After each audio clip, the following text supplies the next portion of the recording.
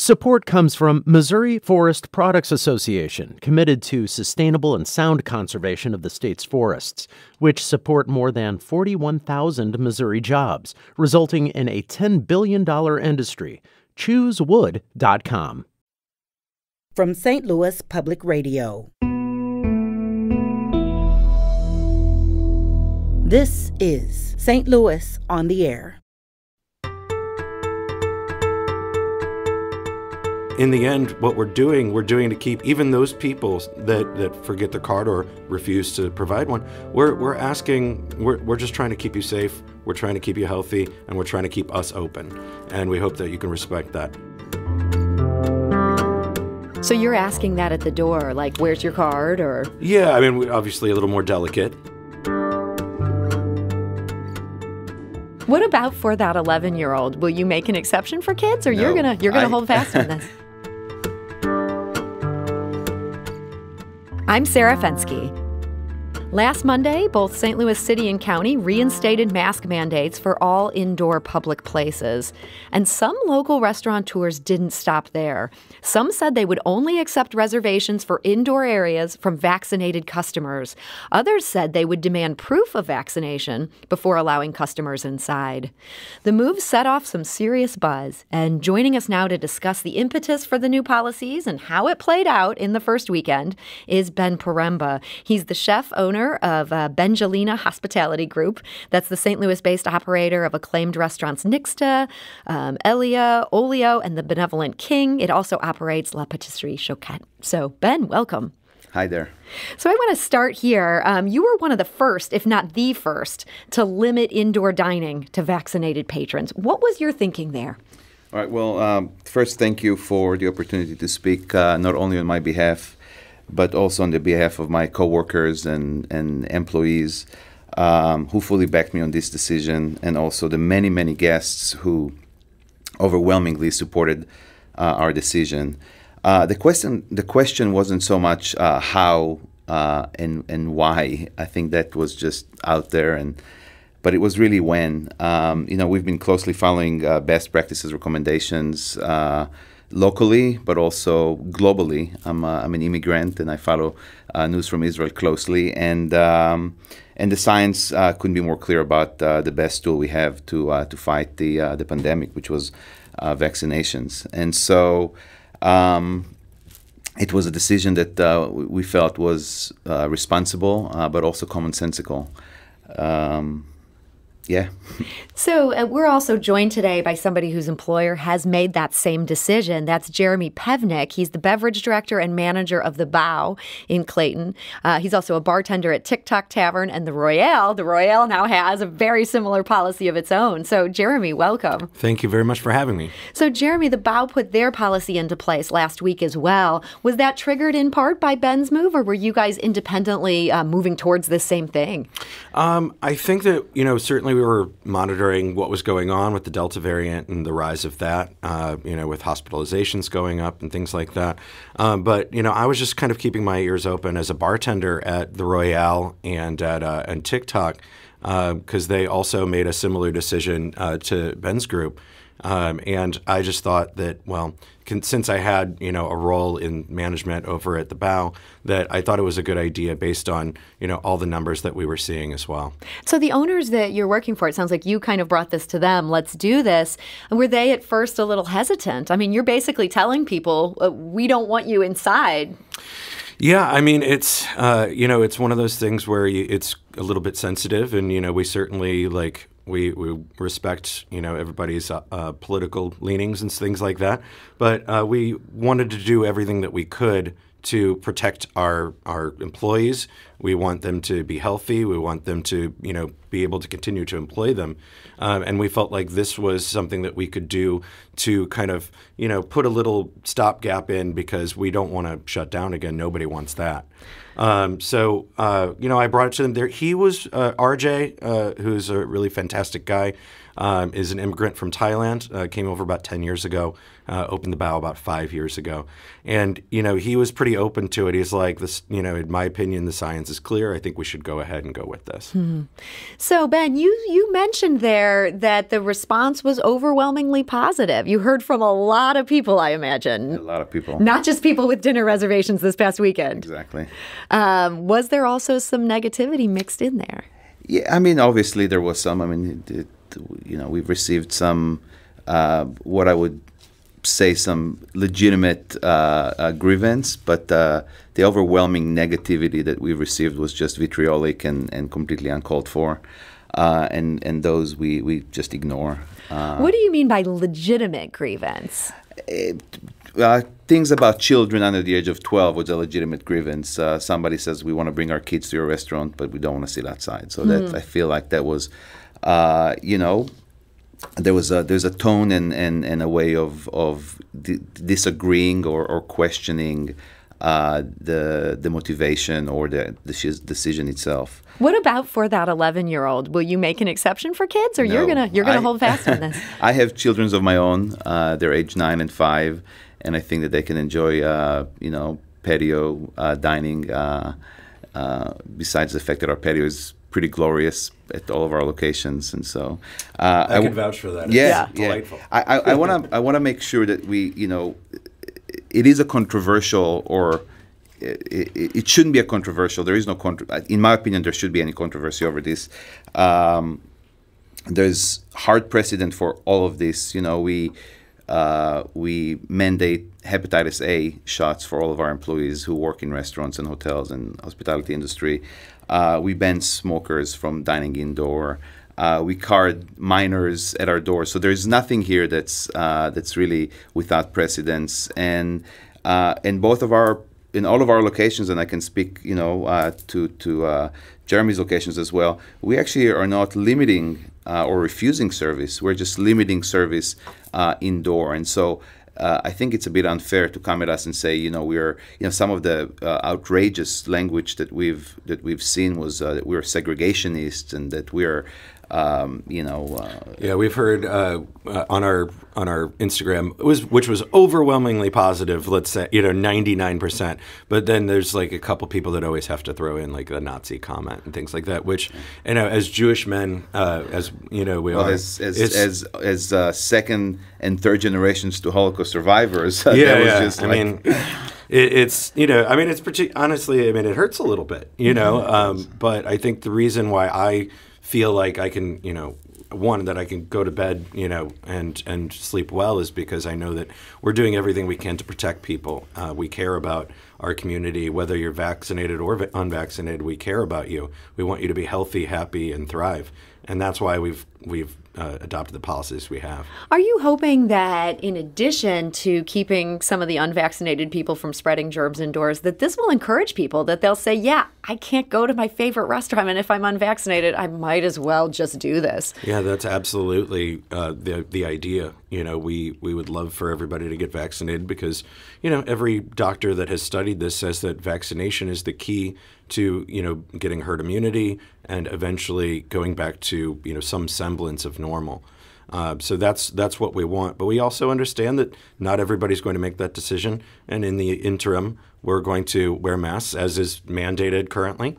And then we're going to ask for people to show some proof of vaccination, whether it be on their phones or, or the actual card itself, just so that, we don't have to shut down again, because none of us want that. So you're asking that at the door, like, where's your card? Or yeah, we're obviously a little more delicate, but, but yes. You're in the hospitality business. Yeah. I'm clearly not. Yeah, for sure. But, yes, we are asking people just to be like, hey, if you're able, if you could just take a picture of it, or if they forget, if there's somebody at home that could take a picture of it and text it to you, we have a lot of options, and we understand there's going to be some frustration and consternation on that end. But, in the end, what we're doing to keep even those people that forget the card or refuse to provide one. We're just trying to keep you safe. we're trying to keep you healthy, and we're trying to keep us open.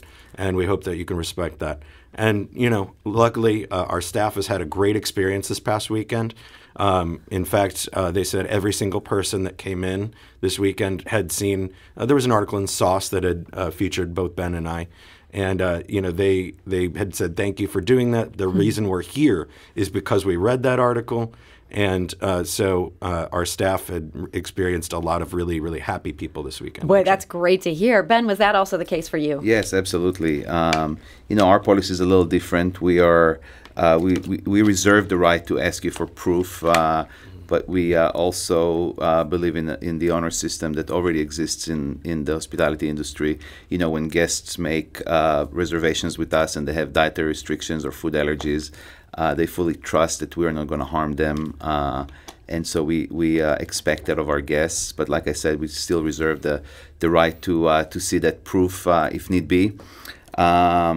I just don't think that the militant anti-vaxxers are going to show up at any of our restaurants anyways. But that's probably the case for both of you, if I had to guess. Actually, I have a rare treat to announce here. We have somebody who's joining us here on the phone line that we did not anticipate. This is Steve Smith, your boss, the owner of the Royale. Yeah, that's great. Hey, now, Steve. I should say we had originally invited Steve to come on the show. It sounded like he was not going to be in a place with as reliable of a phone line as what we wanted. And so it's really great that he can join us, however briefly. So, Steve, hi.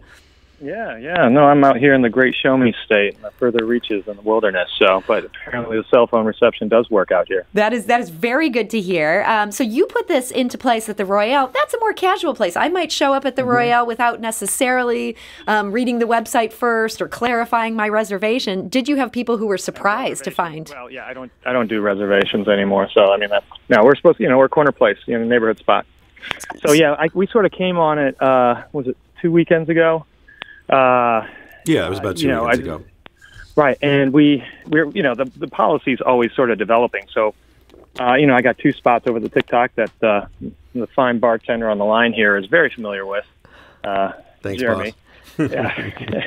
And I treat this place like it's my own home because it is my own home. I've lived at the Royale for 16 years now. So, I'm asking. I know Ben's got slightly different policy, but I'm more on the, I'm a doorman. I card people when they come in anyway. Now, if I know you, I'm good, I know you. If I know you well, if I don't know you, be prepared that somebody else might ask you for your ID, just as if you're, getting carded for alcohol, because we're a traditional corner bar that's got really good food. And so that vaccine status check, that's almost the same way you'd check to make sure we're 21. Yeah, for sure. And the thing is, it's like, hey, you don't have it or whatever, Hey, and if you've ever been in the outside, that's where most of the people want to go anyway. It's super beautiful. That's where we usually are. When we go on a wait, that's where everybody wants to be. Exactly. So you're not really even being put out unless you're looking for a reason to be put out. And sadly, a lot of people like looking for a reason to be put out. I don't know why you'd want to have that kind of feeling in your life, but apparently there are those people. And, we haven't had too many issues. I did have one last week. But some of these people are the kind of people that there's something might not be so right with them, too. I leave my front door open, I try to be on the door all the time, but I can't stand by the door the whole time. And Steve, what was this issue, this person who was put out? Well, I'm not sure. One is that I don't think he's familiar with, he seemed to be more of a traveler type of guy, like travels around, and he was, he moves around. He was not particularly, he didn't want to wear a mask. I said, you got to wear a mask. He just wanted to use the bathroom. And then he said he wanted to sit down. I checked for the Vax card, and he told me I was doing something highly illegal. And I said, this is my home, and you can step outside if you'd like. And he didn't look right in the eye, just sort of, how you assess somebody as a doorman when they come in and you're trying to assess somebody. You're like, I don't know, something wasn't right with the guy. And that was okay. And I said, hey, man, if you want to make a stand, that's cool, but this is my house. So you can leave the house right now. And he left. And yeah. And, this doesn't happen that often. It's pretty rare, like anything like this even happens. But again, you leave a front door open to a building on a busy street, people sometimes can come in. And I'm cool with that. I want people to, just sometimes come in or not even know where they're going, We'll greet you. We're in the hospitality trade. But they've got to wear a mask at this point, and now they also got to show that proof. We're talking today to Steve Smith. He's the owner of the Royale. We're also joined by Jeremy Pevnick, the beverage director and manager of the Bow, and a bartender who works at TikTok Tavern and the Royale, and also Ben Paremba, whose restaurants include Olio, Elia, and a bunch of other favorites, the Benevolent King, Nixta. We need to take a quick break here, but we're curious to hear from you whether you support these new policies. You can give us a call at 314-382-8255. That's 382-TALK. You can also send us a tweet at STL On Air. We'll get back to this conversation in just a moment. This is St. Louis on the Air on St. Louis Public Radio.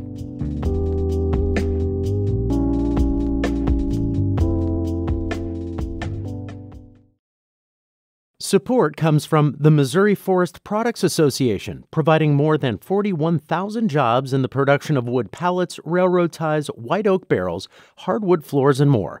Details at choosewood.com. Welcome back. We're talking to some restaurateurs who have mandated vaccines for customers and are actually getting a pretty good reaction to that. That includes Ben Paremba of the Benjalina Hospitality Group, as well as Jeremy Pevnick. He's the beverage director and manager of the Bow. We also have Steve Smith joining us from the hinterlands today. He's the owner of the Royale. And we're hearing from some callers. I want to go straight to the phone lines here. Let's hear from Robin, who's in South St. Louis. Robin, hi. You're on St. Louis on the Air. Hi, thank you for taking my call. I just want to positively reinforce what these business owners are doing and let you know that I am going out of my way to find businesses and restaurants who are positively reinforcing vaccinations. I am so thoroughly tired of being ruled by the unvaccinated and often the ignorant, and I will do anything for a business that reinforces the positive of being vaccinated and doing this for your community. Robin, thank you so much for that comment. Ben, she's saying she will do anything for businesses like yours. Well, that's great. One of the comments I wanted to make earlier is that, I feel strongly that, instead of passing the buck to us business owners to make those decisions, I think that legislators and elected officials really have a responsibility to make hard decisions, to guide us, to lead us through this. Yes, it's great to have all this support.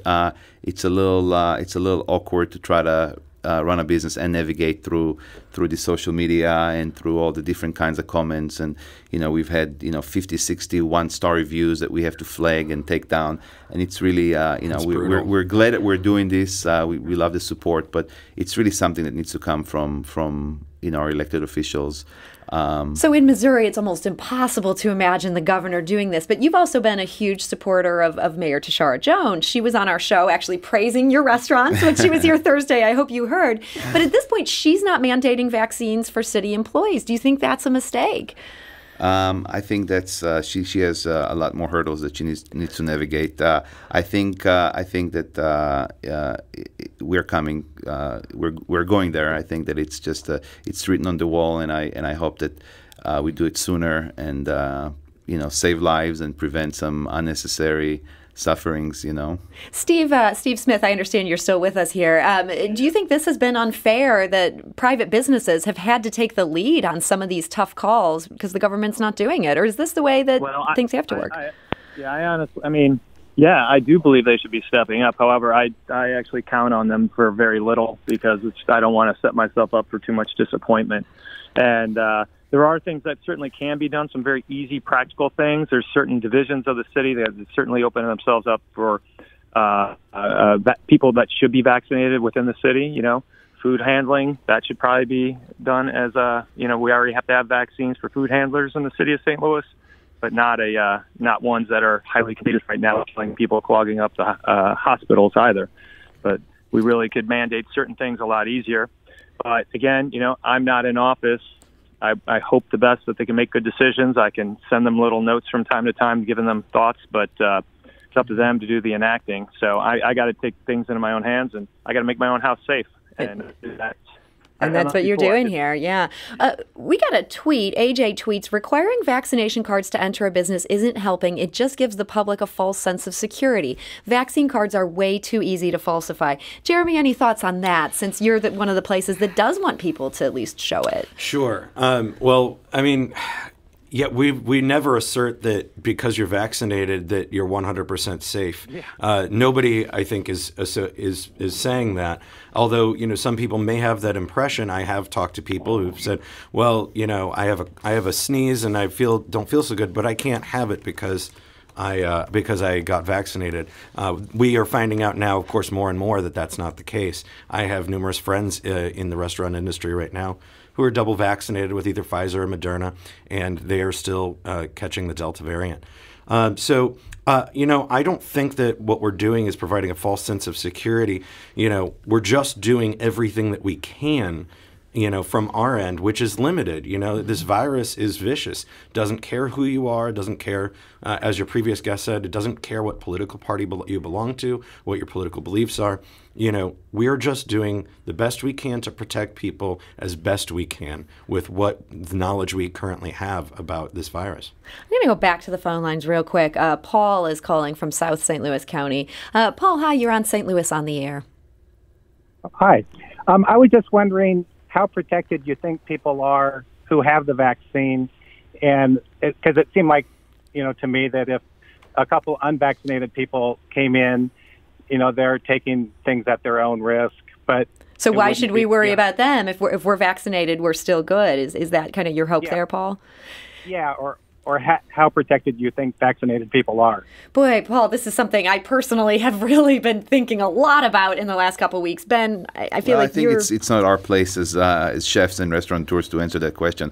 I think we need to follow the opinion of experts, of scientists, of doctors who tell us what the latest data suggests, and like Jeremy said, I mean, we're doing what we can do to minimize, at least in our own homes, in our own businesses, unnecessary sufferings. We need to protect our employees. We need to protect our guests, and that's what we're doing. Yeah, and if I could jump in, I just, I know that, Ben and I are both and Steve, of course, are all the kind of people, like, we care about our employees, not just, they're not just, workers, they're literally like the people that we spend sometimes more time with than our families. We care for these people very deeply, and it's very important to us that we do everything that we can to keep them safe, keep them employed so that they can keep paying their bills. And, that's another thing. So, yeah. And do you feel, Jeremy, that in the hospitality business, I mean, you guys were so hard hit by this, first with being totally closed down and then trying to come back, so many places saw people getting it, that kind of hit it home for you in a way those of us sitting alone in an office might have the luxury of this not seeming as real. Absolutely. I mean, I think all through 2020, we always heard that people in restaurants were at the highest, one of the highest risks of contracting the illness because, there's no way to eat with a mask on, that's for sure. And we would know, we wouldn't ask you to do so. It's just a matter of, we're all kind of out there we're taking our lives in our hands here to try and serve you. We want to take care of you. We want to, give you delicious food, delicious drinks. When I go into Olio, like, I can't leave without having egg salad. It's delicious. I want to keep being able to do that. So it's just like when I come into the bow, I want to have the pork belly bow. Like I want to get messy and and have delicious food. But it's just like we do that knowing that there is a risk, and there's a risk in everything in life, obviously. But if we can just do this one thing that will maybe minimize the risk to our staff, minimize the risk to our patrons, even at the bow. If you're unvaccinated, we still encourage you to please, we want your business still. You're welcome to eat on the patio. You're welcome to do takeout. And this is only for the time being, as the CDC recommends and the experts recommend. This won't be forever. Well, Jeremy Pevnik, you put that so well, and those dishes you highlighted, you now have me completely hungry. So I want to thank you so much for joining us today. Thank you very much. I'm always happy to talk about food. Jeremy is the beverage director and manager of the Bow, also a bartender at TikTok Tavern in the Royale. And also thank you to Ben Paremba. Ben is the chef and owner of Benjalina Hospitality Group. That's the award-winning operator of Nixta, Bar Limon, Elia, Olio, La Patisserie Choquette, and the Benevolent King. I think I got all those in there. Ben, thank you so much for joining us today. Thank you so much for being here. And also, we got to say thank you to Steve Smith, who is there somewhere out in the wilds of Missouri. Steve, thank you so much for taking the time to join us today. Sure thing. St. Louis on the Air is a production of St. Louis Public Radio. Understanding starts here. If you learned something new from today's episode, consider leaving us a review and rating on Apple Podcasts on the App Store. It's the easiest way to help people discover our show. We appreciate it. Thank you. St. Louis Public Radio is a member-supported service of the University of Missouri, St. Louis.